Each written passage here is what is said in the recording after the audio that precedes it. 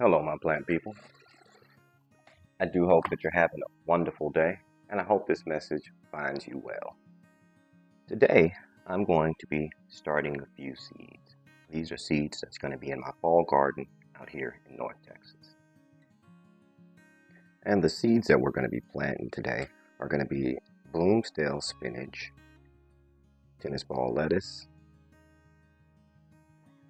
some more Swiss chard. This time we're doing rainbow Swiss chard, and then sun king broccoli. And while I'm planting these seeds, I'm going to be using my tiny shovel, the blunted end, to make my holes for my depth.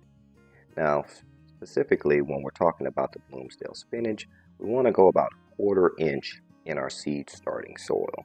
So tiny shovel makes it really easy to drop those little seedlings right down in the hole.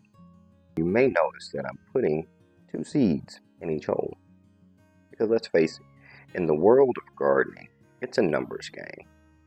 So the more seeds I plant, the more seeds that I have a possibility of actually germinating, because not every seed pack is going to give you 100% germination rate. Well, in case you're wondering, what happens if you get multiple plants coming up and growing in one cell? Well, that's easy. All you have to do then is just thin the weaker plants. You don't want to overpopulate the area and make it hard for the plants to survive. So you thin the weaker plants so that the strongest can survive. Now, another question I get occasionally when it comes to starting seeds is the big debate whether or not to use seed starting mix. If you're going to be growing and transplanting plants, if you're going to be growing them indoors and you're going to be transplanting out to your outside garden, it's best to use a seed starting mix. Reason being is because as you're starting most new seeds, they need constant moisture.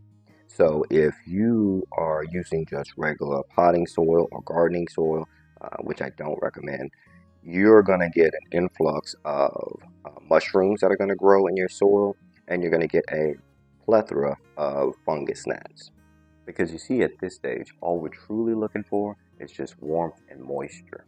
So try to stay away from products that boost fertilization or anything of that nature, because that seed's going to have everything it possibly needs to make germination happen. That's going to be your embryonic shoot, your embryonic root, and then of course protein.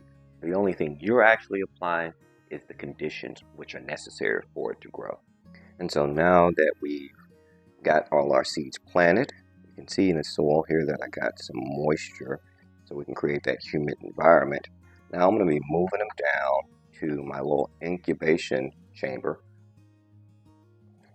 Also, this is my plant rehab center as well. And I'm going to be placing them down on a heating mat for a couple of days to provide the warmth that the seeds need to start the germination process.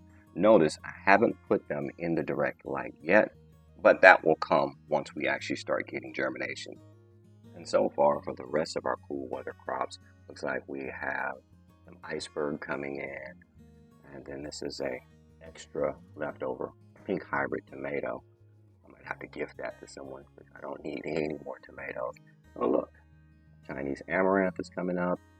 We have a few seeds that's coming up in our burgundy amaranth as well, so I can't wait to get those out into the garden. So you've already seen what leafy greens I'm planting in my fall garden. Why don't you drop me a line in the comments to let me know what you're putting in your garden. As always, it's been a pleasure talking with you. Talk to you guys later, real soon.